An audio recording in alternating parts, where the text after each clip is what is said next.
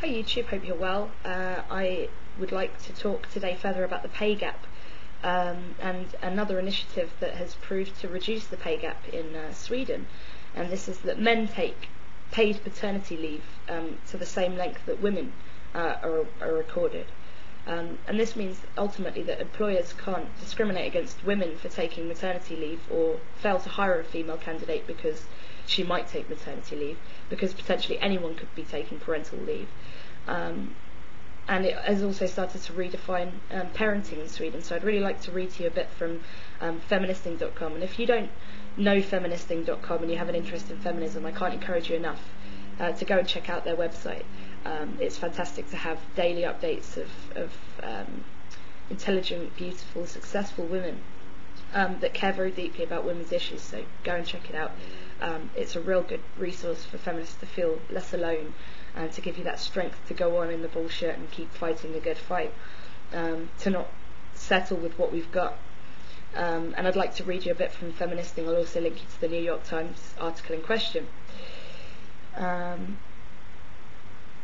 New York Times has a piece today about the changing role of fathers in Sweden after a 1995 law that required men to take parental leave. The results have been lower rates of divorce, higher likeliness of joint custody in the case of divorce, and men reprioritising their lives to work-life balance as opposed to explicitly focusing on their careers. Companies have come to expect employees to take leave irrespective of gender and not to penalise fathers at promotion time. Women's paychecks are benefiting, and the shift in fathers' roles is perceived as playing a part in lower divorce rates and increasing joint custody of children. In perhaps the most striking example of social engineering, a new definition of masculinity is emerging. Quote, "Many men no longer want to be identified just by their jobs," said Bengt Westerberg. "Many women now expect their husbands to take at least some time off with children."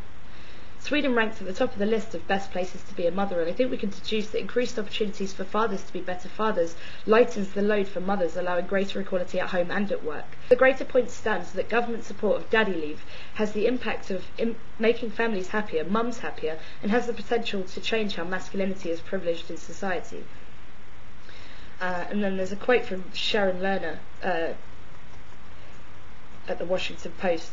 177 nations have laws on the books requiring that all women, and in some cases men, receive both income and job-protected time off after the birth of a child.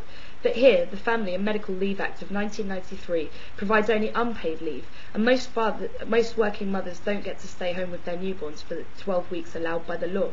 Many aren't covered by the FMLA. Others can't afford to take unpaid time off. Some go back to work a few weeks after giving birth, and some go back after mere days.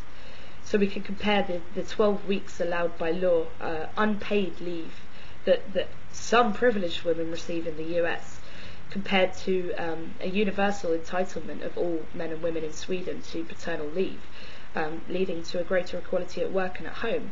And this has to be surely a strong argument for changing the dynamics of how we think about parenting and men's involvement with children, and how we think about women in the workplace, and women with children in the workplace.